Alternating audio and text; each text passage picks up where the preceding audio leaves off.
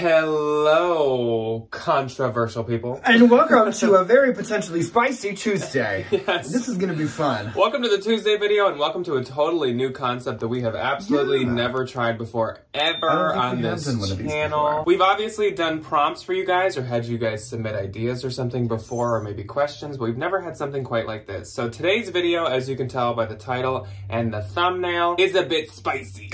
So potentially. Today, we are going to be talking about you guys' unpopular opinions on reselling, and that can be about platforms, that can be about brands, that can be just in general, all kinds of reselling related things. I'm excited. We collected some from you guys here on YouTube in the comments of What Sold Saturday. We also made a Threads post, that new social media platform, and we got a few on there as well. And then we also got a lot from Instagram, so a lot of these are from Instagram. I didn't share any of these when I was like collecting them, though a lot of people asked me to. I was saving them all for this video. So if you didn't know that and you submitted one, I didn't just ignore you. They were going towards this. It's on this list. You know that. So I separated these by brands and category related opinions, platform related opinions, and then kind of just all kinds of other stuff.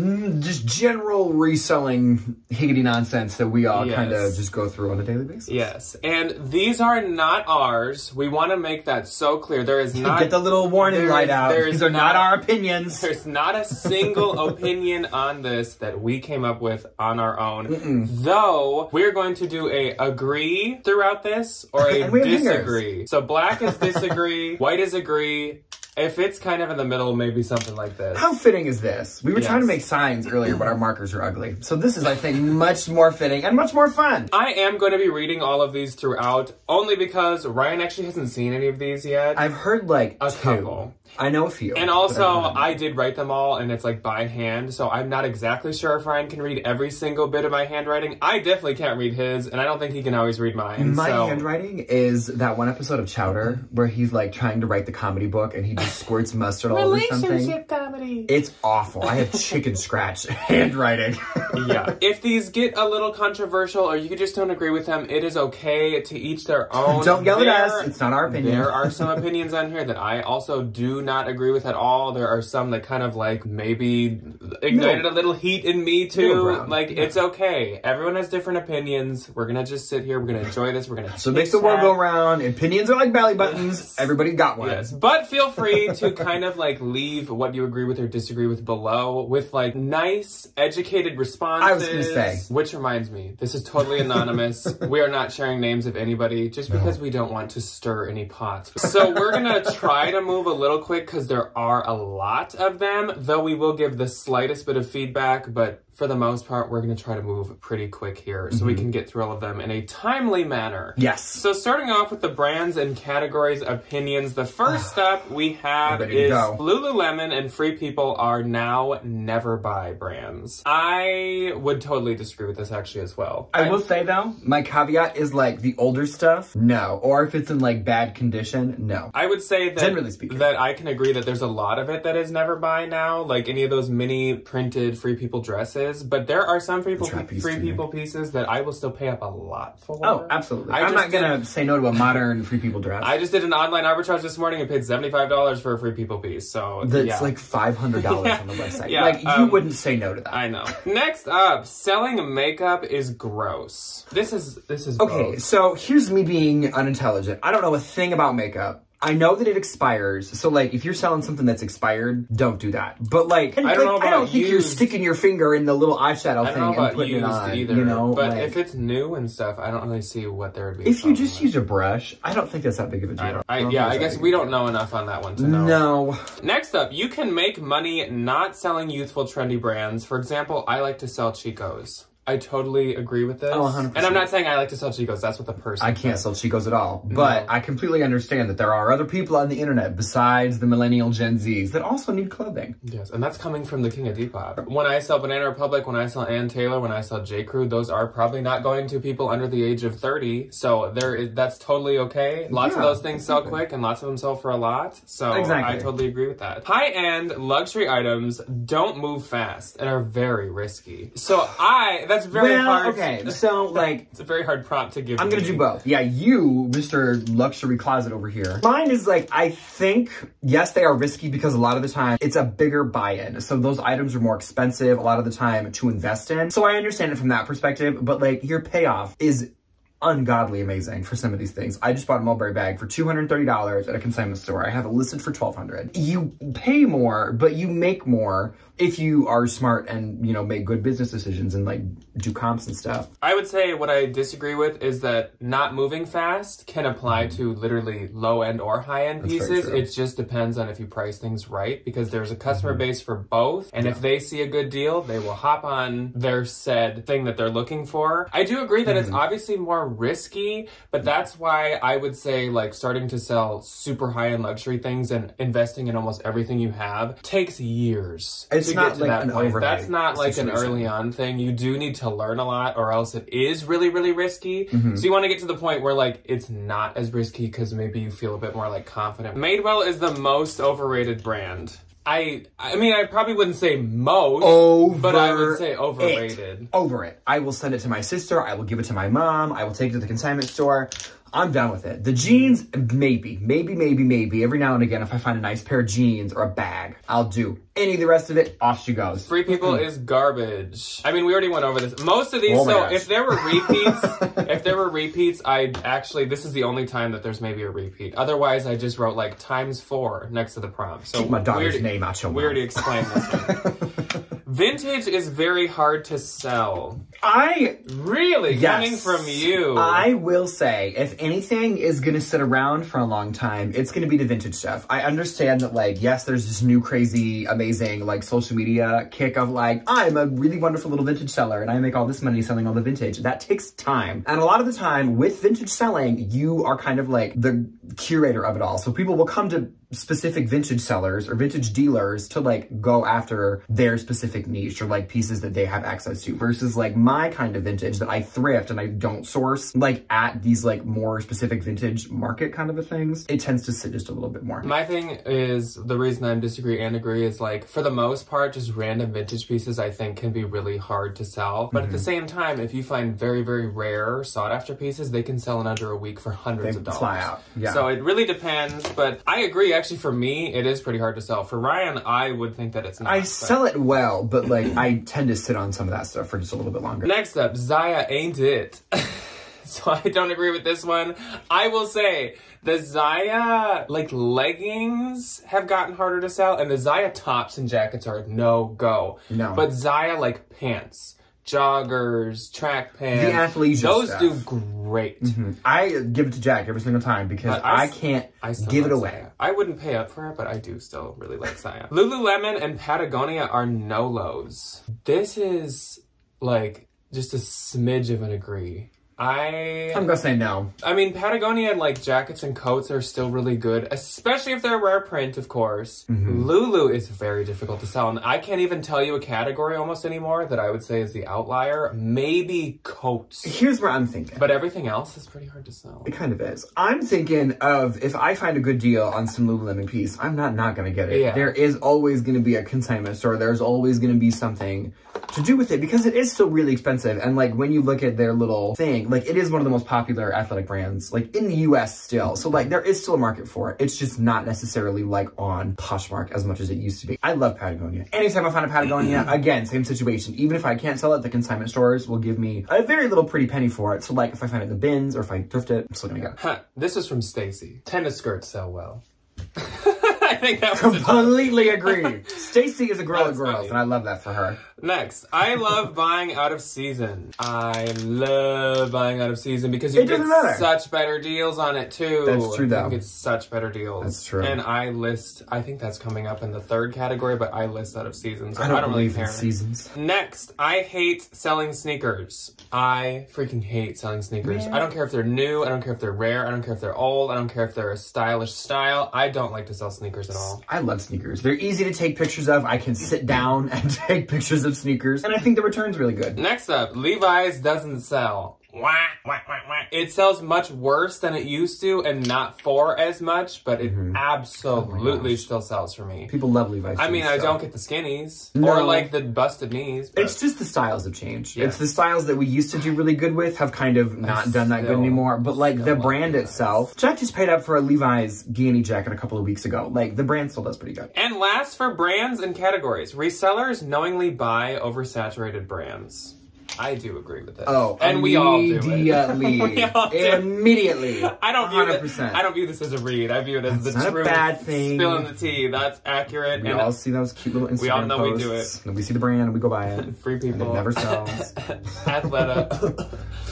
Next up, let's move on to the platforms one. This is like level 2 on the spicy meter. Oh, here we go. We're kicking it up a notch. I know people can be quite defensive about their favorite platform, but let's all drop our biases right now. Obviously, I have a Real and Poshmark bias, and Ryan probably has like Poshmark Depop. I only like Depop. We are gonna like drop the biases. We're all just gonna listen and chit chat. First up, Poshmark never actually changed the algorithm back.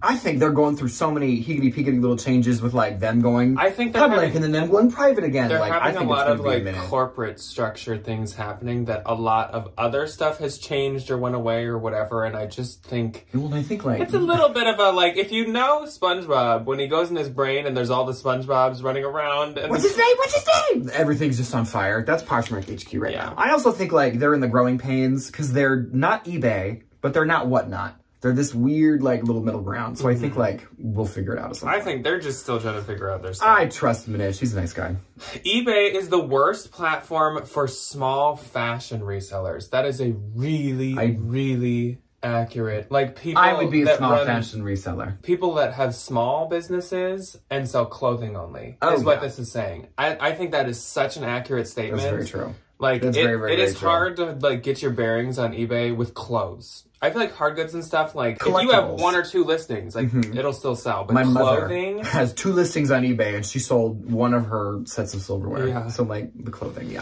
We got 2 of these. This is where I have to swallow my pride. The Real is garbage for sellers, but it's great for buyers. So I have to disagree with the first part and agree with the second part. We should get Debbie to, like, wire in for this one.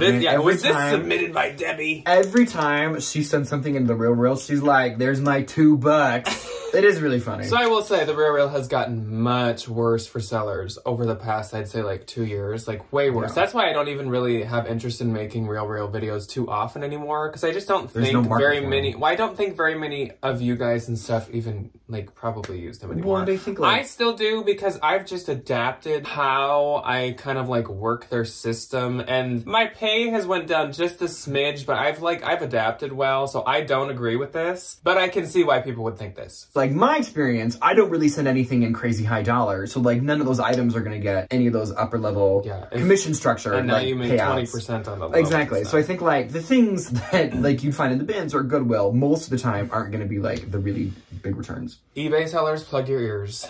But I hate eBay, and eBay sucks. We got 6 submissions of that. I will say, to defend the eBay sellers, I disagree with this. eBay's definitely not my favorite platform, but I don't hate it, and it's more like I can rely on it more than I would say I can for like Mercari or Bestaire or even like when we had Tradesy. Like, back when Tradesy was still fun. There are aspects of it I really don't like. I don't like how, like, it's too complicated, but also I'm a simple human being and like I need things to be streamlined. So like the fact that it's not just like, this is how you list something, this is how you do the return, and like I don't like dealing with that. That I'm not a fan of, but I do love that it's the biggest like online e-commerce website ever. And I think, and then you can do international. That's really true. And I think it's a lot more work than Posh. That's when it comes to listing, I guess. 100%. Not necessarily, obviously, like Posh needs sharing. I don't know. They both have I'm the messenger, okay? Next up, this is a spicy one. Spicy. Community shares, following, and being a Posh ambassador on Poshmark are pointless. They don't do anything. It doesn't do a thing. And I feel so awful because people will go through and share every single thing from my closet, and it's the nicest, kindest gesture, but like it doesn't benefit anybody. Technically, pointless. It is nice, and like I understand, like people do it as like a gesture. It's literally a kind gesture, which it is. Like it is like, and that's I think what the point is like to build the feeling of community and stuff. But if you were looking at technical things, like if you go to someone else's closet and you hit share to followers on their listing, it actually doesn't physically do anything at all. No. Like, it doesn't go to the top of just shared or anything. It only goes to the people that you follow. Technically, it is pointless. And, like, following someone is technically pointless. You kind of can see them on your feed, but I don't think people really check their feed. And then Posh Ambassador, I don't really know enough about it. And, like, I earned it quickly, so I don't really know if there was a difference. You just get a lot of followers. I don't know what the new Ambassador 2 program ever did, but I think it was, like, a way for them to kind of be like eBay and say, like, these are the ones that we recognize on our app that are, like, the good ones. If you're the ambassador, but it's really easy to get. Whereas like eBay, getting the like top star feedback is hard. Yeah. So I think like that kind of defeats the purpose, but either way. We had 5 submissions of live selling is annoying, live selling is bad, I don't like live selling. Okay, I have 2 opinions on this. I have 2 opinions. Okay. The first one is I get how people think it's annoying when there's the constant promotion of it, but I understand that like there is a huge market of people that do genuinely love the live shopping experience. So like though I think the promotion aspect of it is really kind of in your face, like I don't really knock the actual like people that go on and sell the stuff because like it's a great way to make money. I agree with the submission of I don't like it. I don't agree with it being annoying because I don't really care. I just ignore it. I agree with not really liking it and like the fact that I would never do it. It just like it doesn't interest me. It like takes up a big chunk of time. I feel like a lot of people sell things quite low and now it's just it's everywhere. It's happening all the time. I don't it's on multiple platforms now and there's tons of people doing it all at once, all the time. So who says someone's going to pick your show? I guess I don't really get it. Resellers that sell vintage but don't use Etsy are missing out. I actually can't have an opinion on this one because I don't use Etsy and I don't sell vintage, so I don't know.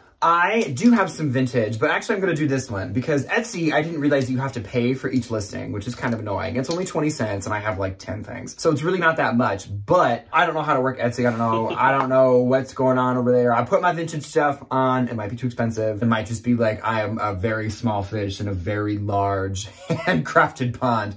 But I don't think you need to be on Etsy to sell vintage. I think Etsy's really good for the people that sell like 60s, 50s type pieces, but like your Y2K, I don't think that's the I don't think my little $20 Y2K tank tops are going to do too good. If you have like a vintage store and you're posting your vintage stuff on Etsy, that'll probably do a little Here's bit another hot take, and this is from someone that I do tend to agree with on a lot of things. Yes. So I'm so glad she said this. I've said this and thought this for a long time. Poshmark shipping is very reasonable if you look at other websites. The people that complain about it, go on Pirate Ship and just make a £5 package and look at how much that costs. It's ridiculously expensive. Mercari shipping at the cheapest is like $7.99 and that's for like a half a pound. For a pound. It's $4.99 for a eBay half shipping, pound. If it's priority mail, it's instantly going to be at least $9. It's like $9 to $12. Like Depop, you have to use Pirate Ship, and Pirate Ship again, it's going to be at least $9 to ship something priority mail. Poshmark is like $7.19, $7.79. I don't know what it is. It's under $8 to ship anything under £5. It's like I get it. I get the point of like, well, if I'm just shipping like a bra that's so expensive, that's true. But then when you're selling other things like coats or blazers or literally a pair of jeans that would be over £1, like it is a steal of a freaking deal. Well, so how much do you pay for shipping when you order something from like that bra? How much does Victoria's Secret charge? Like $10 shipping and handling that too. fee. If you buy from stores, like shipping's $9.99 or $8.99 at the low end. Amazon like hardly has free shipping from anymore. Clothes anyway. Mentor, I think shipping's like 10. So like yeah, it's $10. Free if it's over $100 though. Next up, I love Vestaire. I guess I kind of agree with it. I haven't had enough success to like love it. I'm getting used to it. The one thing I will say is really obnoxious is whenever somebody likes your item, you get this notification from the app that says, so-and-so liked your item, send them a message. And I haven't figured out how to turn that off because it infuriates me. Mercari is more profitable than eBay. I think I'm going to go with a disagree on this. This is me holding up my question mark. I know the Mercari fee I think is lower, but I don't have any idea about anything But else. I will say, selling like a wide variety of things, eBay has more buyers for like higher end stuff. So I would say profitable. I would say eBay is more profitable. But Mercari, I think I make maybe more frequent sales. Is good like bread and butter. Selling on Mercari is like selling at a flea market. I don't hate Mercari, so this isn't me being like, we are not knocking flea markets. I do love them. It's very true, though. It gives very flea market energy. It's kind of true, and I don't even hate Mercari. That's just me kind of agreeing with that. It's kind of true, though. And last, for the platforms, then we get into the juicy miscellaneous. Mercari has the worst shipping. I actually think I completely agree. It is ridiculously expensive. $5 for a half pound and $8 for a pound. I don't think there's anything that's $5 anymore. It's the half pound one. If you go like regular, I don't think it is anymore. Is it? Did they bump it up? It's like $7 at least. Yeah, no, that's ridiculous. It's really expensive. It's very expensive. Yes. Talk about like buying some tchotchke and paying $8. Okay, so we are gonna try to move fast and have shorter responses to these, even though these could be pretty juicy because this is the biggest section, and here we go. Strategies, offers, customers, and other. So this is all kinds of everything. First up, hold on to your butts, everybody. Buying a mystery box is just asking for disappointment. I totally agree with that. I think when I'm like mainly talking about like if you buy them. Actually, no, I'm kind of talking about anywhere. Anywhere. If you buy them from someone on Posh, if you buy them from ThredUp, you have to at least go in thinking like there's a good chance this will be disappointing. How upset are you going to be if you lose all that money? Is kind of what I tell myself. It's always a risk. I've done mystery boxes in the past, and like I know what goes into them, and like I do my absolute to do good ones. Best and we made it clear. We said like mall brands. These are like 3 dresses and 2 blouses or something like that. I did my best, but like, oh Lord. I love lowballers. Bargaining with them equals sales. No, I have never had a lowballer be serious at all. When somebody sends me $6 and a $25 item and I counter it, they disappear like a fart in the wind. If it's a genuine lowballer, I totally disagree. If it's someone maybe offering half off, which I still kind of would consider a lowball, I can maybe work with them then, but if it's under half off, no. Absolutely not. Goodbye. There should be a minimum on sending offers. Bam, bam, bam, bam, bam. That's one thing Mercari gets right. I love that about Mercari. And Vestiaire. They both, like Vestiaire, you have to send at least 70%, which might be a little high. I'd say like if you did 60, like at least send a 60%. 50 and above, I think is just the general cutoff. But the fact that on Posh, like you can do down to like 85% I think it's like 90. Oh my gosh. Which is stupid. Yeah, that's annoying. Accepting an offer should require immediate payment on all platforms. Louder for the people in the back. One more time. Yeah, this is mainly at eBay, I feel like. Because on Mercari, you need to have your card submitted already. And on Posh, you need your card submitted already. Depop, you don't have to pay right away. So this is at Depop and this is at eBay. Irritating. Bad photos can still sell items. This is a very... this is my hot take. I think if you put a little bit more effort into taking, and I'm not saying you need to have the studio lights and have, you know, the rigs and the setup and things, but if you just like take good natural light photos of whatever you have and there's no crazy background, anything going on, I think you're gonna be fine. If you're taking your photos in some like little dark room, like by the one ceiling light you have, like I don't think that's gonna do very good. Just because nobody can tell what you're trying to sell them. My response is it depends on what you mean by bad photos. Yeah, if it's like in the dark in a corner, that's not going to sell anything. If you're just saying like, just kind of thrown together, like I put them on the floor of my closet and just took pictures, like I agree that you can still make sales for sure. 100%. But I would also still argue the point that you can sell easier and sell for more with good pictures. Back in the day when we used to not have like very good setups, sometimes we'd add bad pictures, and when we would literally just retake better pictures, when we got our setup, and it's like, I think it's just presentation, you know? I don't trust reselling courses. I don't have many comments on this. Not worth it. I don't have many comments. Take the money you would have spent on that course and go to Goodwill. All I will say is there are literally endless videos online about literally anything. There's wonderful YouTubers that put out wonderful reselling content. Next, $10 an item isn't worth my time. Now, Debbie, leave your name out of here. No, just kidding. This is not from Debbie, but I could see this being from Debbie. Be like, well, I made $2. It's $2 more than I had. It's hard to say. The only way I wouldn't agree is like going to the consignment store with stuff is getting under $10. That's it though. For the most part, listing it and putting the effort into posting it, I do agree with that. Okay, but here's my hot take.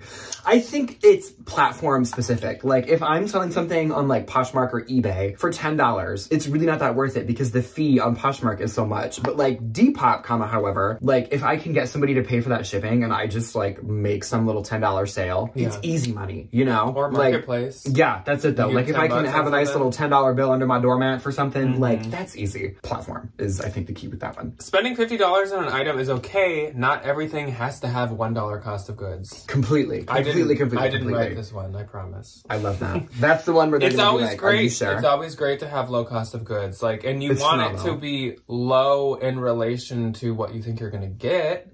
But obviously, yeah, I think this is just saying like not being afraid to pay up, which I totally. Well, like back to the closet full of expensive thing. Again, some of the stuff that you can get more for, you do have to pay up for a little bit, which is just like nature of the beast, you know? Sometimes I pick up items only because of the style and because I like them and I don't even check comps. Almost every single time I go thrifting, that's 80% of what's in my cart. Well, for you, that is true. With like Depop, really it's just fun. I would say that definitely applies to a handful. I don't check comps much, period. No. But I definitely, like, for some stuff, just go off of liking it. I mean, usually I'm thinking brand and I'm thinking style, but like, there's some stuff, like some of my vintage Halloween things I sell, like, I just want to sell it. The brand doesn't matter. But like my Depop especially, I literally could not even tell you half of the brands of some of the stuff that I have posted on my Depop. I don't know. And I don't really think that matters when you're looking at it that way. But if I'm looking at some Anthropologie piece to go up on Poshmark, I'm probably going to give that one a Google. Yeah. Just to make sure. Some people have trouble reselling because they don't keep up with trends and new brands.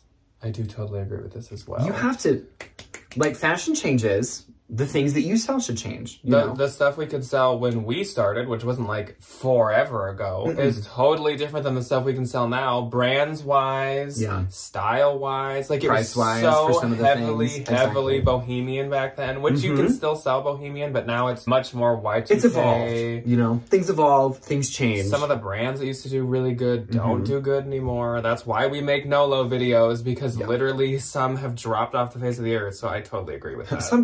Some drop off and then come back. Yes. You know? Not every single thing needs to be washed before you list it. And this was submitted twice.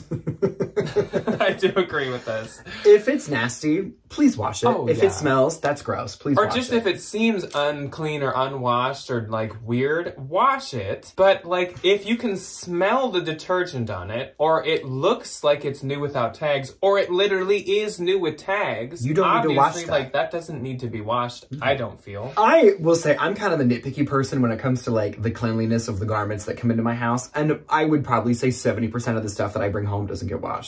Just because, like, I can smell detergent. There was a dryer sheet that I pulled out of a pair of pants, like that kind of a thing. There's nothing wrong with having another job while reselling. It doesn't make you less of a reseller. Could you imagine if we were both If I was like, you're an idiot if you work. For those of you that don't know, I am a teacher, so I kind of need the reselling to supplement the fact that nobody in this country wants to pay any teachers. But basically, I don't think it's a bad thing at all. Most, like, other resellers that I have, like, a personal relationship besides myself have another job. Like, Debbie's an accountant and part-time resells. Most of our like friends half and half that resell definitely have other, like, more traditional other reselling friends. Jobs. There's other people we meet at the bins that talk about their jobs that they just came from or are going to. Like, that is absolutely true, and it's totally valid. It doesn't mean that you can't handle it or aren't successful enough or don't make enough money or, like, don't know enough. Like, literally, part-time resellers can know just as much as full-time. It's just, like, it's a different level of I don't do the shamey, weird, like, you're not as good as I am because I do this more. Like, I don't get a gold star for going full time this summer and then going back to halftime in my teaching months. Like, it's not that big of a deal. Making $5 on an item is still profit. You know what? I mean, if we're speaking technically, I think this just applies to kind of the same thing as that. $10 items are. How much do you value your time? Like, if you're putting in 2.5 hours to photograph everything and all those items sell for $5 to $10. is like how much. If the time you're putting in is bringing it to a consignment store or something like that, then I do agree. That's it though. Yeah. All people that ask for measurements are trolls. I love this one. Can I get a bigger hanger? Freaking agree with this so much. I have never answered somebody on measurements and had them buy. And when I say never, I mean, I'm fairly certain never. And if it happened, it's once. Never. Measurement people, like, they don't even respond again. I think they're bots. And sometimes they will say thank you, and then they're gone. And I'm like, well, what did you need? But like, okay, here's the thing. I understand people like, how does this fit? How does this run? That I completely understand. And I have made sales from people asking about that. But like the actual measurements, no. Sometimes people ask if there's like some stretch. And then that will lead them to maybe... Does this bag fit over my shoulder? The people asking for the exact measurements. And I don't know why, but they just never buy it. Buying fun poly mailers is a waste of money when the USPS has free supplies. We always use poly mailers. I love my fun poly mailers. I don't agree with this one. One of my like business argument backs towards this would be, it's kind of hard to get a large supply of USPS supplies, even if you do the order online thing. Yeah. And really all they have to offer poly mailer wise is the bubble mailers and the big paper 10 by 13 Tyvek mailers. And I would say the big paper ones are never sticky, so you have to tape them anyways, which is a cost already going into that. And then the bubble ones are tiny, so you can't fit stuff in there. I just find that like poly mailers, when you break it down, the cost per poly mailer is like $0.015 if you buy them in bulk. You know. And it looks so much more presentable. It just gives me more of a like small business like run by a person putting like kind of their own twist and their own emotion and their own like style into it. And I kind of just like that. Like, I have used it might be a waste of money, the same smiley face poly mailers for years, and I probably still will because I love them and they bring me joy. But I will say, do not spend money on the mailers if that's not in the budget. Like if you can only get the free ones, that's fine. And if it's just not worth it to you, exactly. If that's not in your business budget at the time, or if you just don't want to spend the money, don't spend the money. Original retail value means very little. I would lean more actually towards disagree, but I can agree in some parts. Case by case. Yeah, there are certainly like Club Monaco brands. What else? Theory sometimes, and some of those ones where it's like the retail's really high. Free People sometimes. And it doesn't really matter. They're worth nothing. Kitten Ace. Retail so high. Resale 0.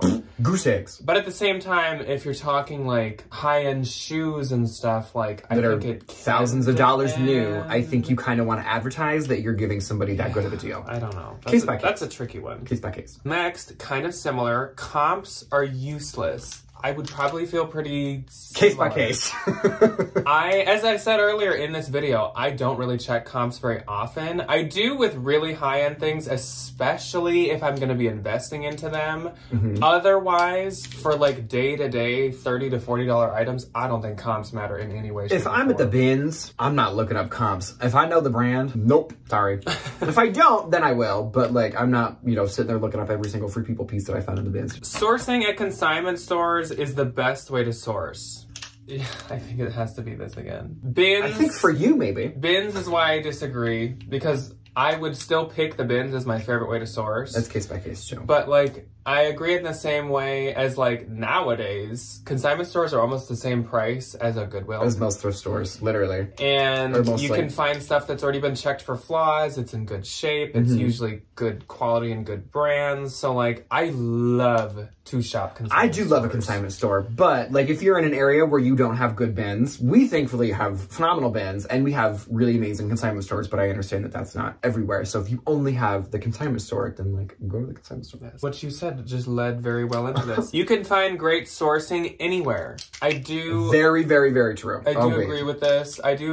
I think Ann Eckhart said this best, is like you kind of have to just adapt your business by where you live. Like she lives in a place with a lot of good antiques and a lot of good hard goods and stuff. So she has built a business off of that, whereas she couldn't really get into clothing. Or like high-end fashion because that's just not in her area. Which is fine. Whereas like we're the opposite. We don't have, people have told us to go to estate sales and stuff. We don't really have many estate sales here. And for the Minnesotans, I know there are some. I just feel like I don't see them as frequently as when we lived in Iowa and stuff. That's very true. I don't see as many. I think you can anywhere. You just have to adapt. Any space. And you might just have to sell more mall brands or something. Or you might have to online source more, but I agree that you can kind of... Adaptability and being able to pivot. Rare and hard to find are overused in titles of listings. I do agree with this. I'm kind of guilty of that. I'll be completely honest. Some of the stuff that I find, especially if it's like a collector's something, or if it's like, oh, like the Disney Loungefly stuff. I see a lot of people put like rare in some of those, and then you Google it and it's still on the website. That I think is overused. I think if the people that know the brand and that actually know that it's rare, I think that's kind of all that matters. I agree that you know what I mean? I do agree that it's overused. I try not to use it when it's not true. Like if I look up a specific piece and I cannot find that specific piece available anywhere, like rare. That is rare to me, so then I do use it. Or 100%. Yeah, some of those like collectible Disney pieces, yeah, if it's on the retail website, that's not rare. You could just go buy it.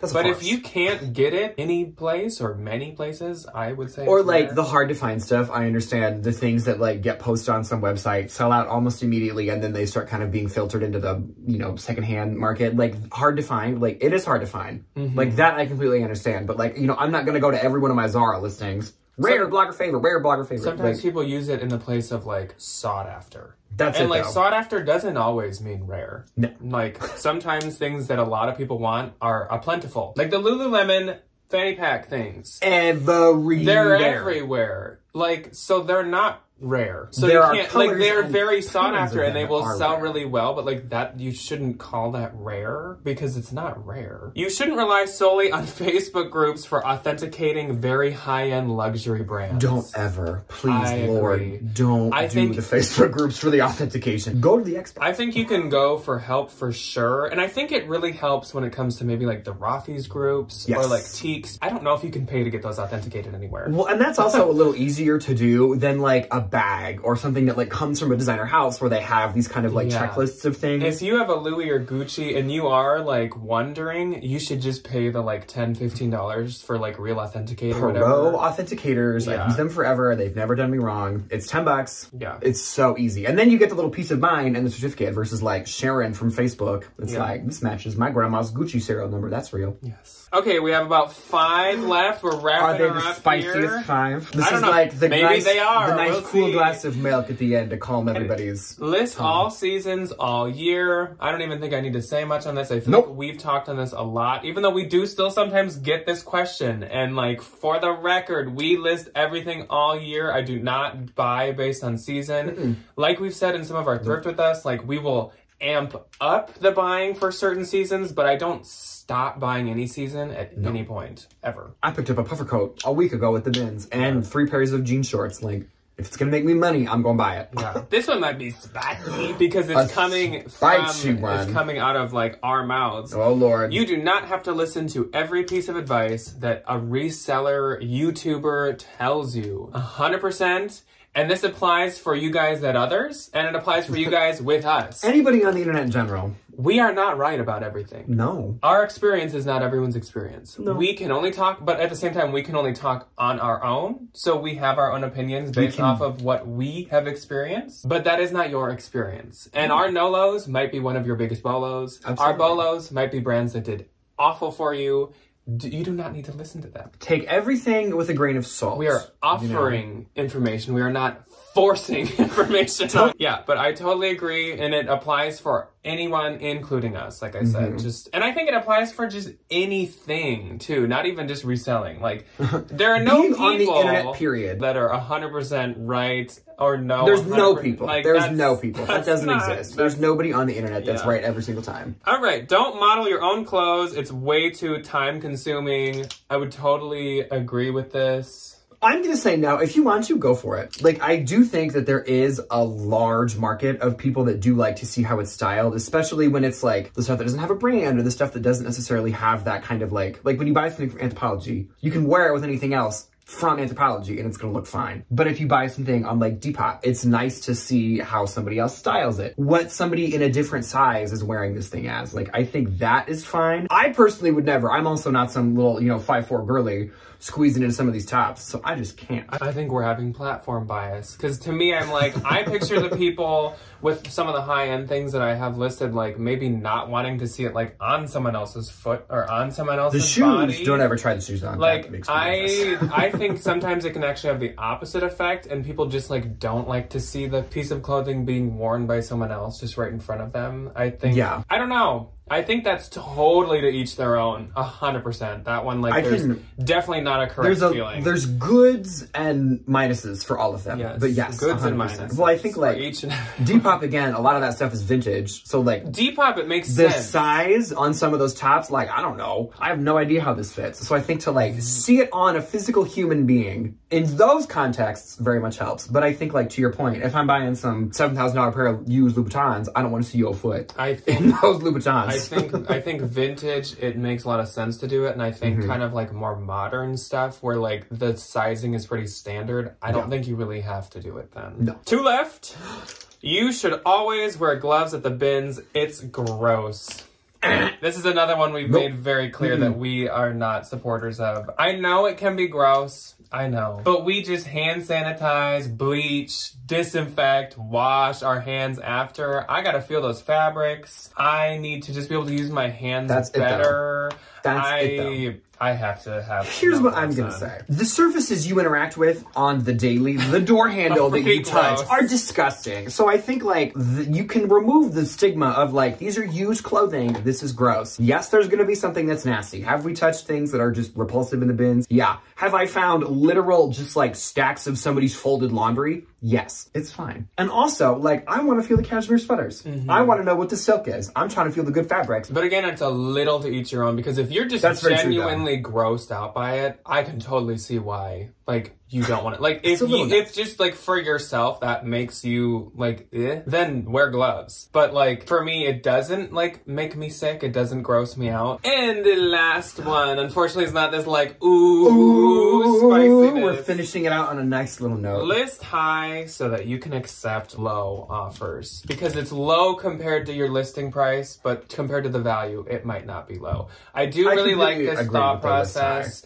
I usually I start stuff a bit higher than I obviously assume they're going to sell for or going to end at. And I think that's just kind of the name of the game. If you start right at the price that you want, you're only going to go lower. You are only going to go lower. So, my pricing strategy has always been kind of the same. And especially since Poshmark has rolled out, which was like years ago at this point, the like offer to likers thing, I always list high and then offer 20% with discount shipping. Because 20% off, I'm still making what I want because I've built in that little 20% buffer so I can offer that away. You know, like, you build it into your business, but, like, that's how I do it. If you don't want to, and you just want to list it at wherever you want and never take an offer, then, like, work. And like we say in our bolos, like, some of these things are obscure or hard to find or rare or whatever, and you want to start super high, because what if that is the value? What if there's someone that's been searching for years and they, like, are willing to pay anything? And so it's just, like, I feel like it's safer to start high, because, like, people don't want to watch you raise the price in front of their eyes, but if you lower it,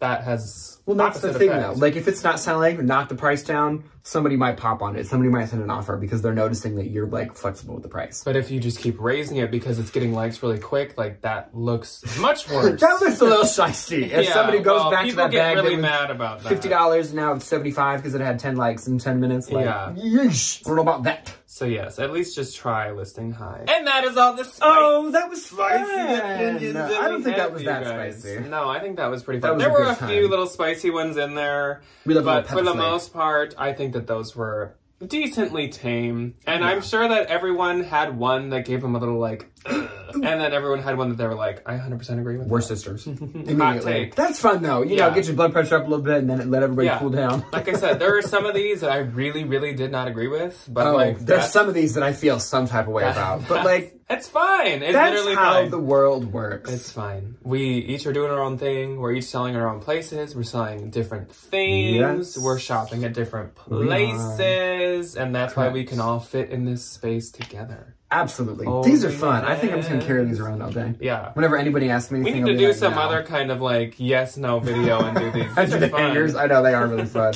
We will see you guys on Thursday with a glove-free bin haul. A bin haul. A dirty fingers in the bin. Of the two of us, we're going tomorrow after we are filming this video, and hopefully we do great. Wish us some luck. Once again, below, nicely leave your feedback about the opinions that we just shared with you. Nicely leave some of your hot takes. Yes. And please don't give anybody any kind of crap for having something that might be different than yours. Yes. And then I will see you guys again on the second channel this Friday, and we will once again be back for a regular What's Sold Saturday on Saturday.